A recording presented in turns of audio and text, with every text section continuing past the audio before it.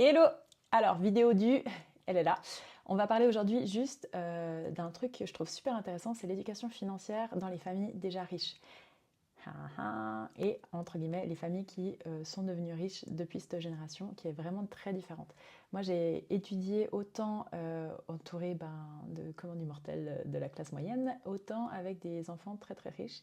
Et ce qui m'a permis en fait de voir la différence de ce qu'on apprend et ce qu'on n'apprend pas. Les enfants de riches apprennent à prendre des risques qui sont liés au fait de garder sa liberté. Ça veut dire qu'ils vont utiliser des effets de levier.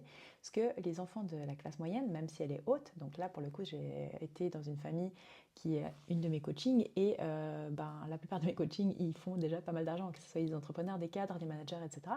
Et en fait, même si dans leur foyer ils faisaient plus que 20 000 francs par mois, ils n'arrivent pas à économiser, ils n'arrivent pas en fait à sortir de cette roue de l'emploi. La roue de l'emploi, c'est le fait de devoir toujours travailler pour gagner de l'argent.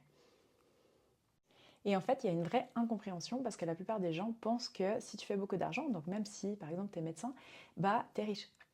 Mais en fait, ça dépend de ce que tu considères être de la vraie richesse parce que la plupart des médecins ne sont pas riches de leur temps, par exemple. Et en fait, leur travail est corrélé à leur être. Donc le jour où ils arrêtent de travailler, il n'y a plus d'argent. À moins que justement, ils utilisent des effets de levier. Donc des effets de levier, il n'y en a que quatre. Tu as des employés. Donc c'est le fait d'ouvrir une clinique et d'avoir des employés au-dessous de toi. Tu as le capital, donc c'est le fait peut-être d'acheter des bâtiments ou d'acheter des immeubles ou d'acheter des appartements et d'avoir des revenus grâce à ça. Tu as, dans le capital, tu as aussi la bourse, tu as plein de choses, hein. Il n'y a pas que un domaine, mais on ne va pas s'étendre là-dessus. Et ensuite, tu as le code, donc c'est créer une application comme Facebook par exemple, et ensuite de plus avoir à mettre ton temps dans ça, mais tu passes une année, 2 ans peut-être à juste faire ton projet. Et le dernier, c'est les médias. En gros, un effet de levier, c'est que tu fais une action pour avoir plus de résultats.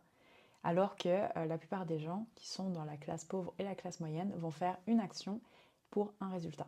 Et ils n'ont pas en fait la vision globale de aujourd'hui je prends des risques pour avoir plus de résultats plus tard. Et ça en fait il ne faut pas se lésigner. La plupart des gens, alors on n'est pas en France dans le sens qu'on peut parler d'argent etc. Même si c'est un tabou dans ce pays, alors qu'on est quand même un pays où il y a un millionnaire sur 15 adultes. Donc à chaque fois que tu vas à la COP, tu vois un millionnaire, tu sais juste pas qui il est. Et en fait, l'éducation financière, ça se fait à la maison, pas à l'école. J'ai un bachelor en économie, en International Business Management. J'ai fait mes majeurs en finance. Et c'est pas là-bas qu'on m'a appris, ok? On va pas t'apprendre à prendre des risques avec ton argent, on va pas t'apprendre à générer en fait des revenus avec ton argent, on va pas t'apprendre à voir la global picture, on va pas t'apprendre à voir plus grand et en fait on va t'apprendre à devenir un manager pour quelqu'un qui a vu plus grand. C'est très dommage. Bisous.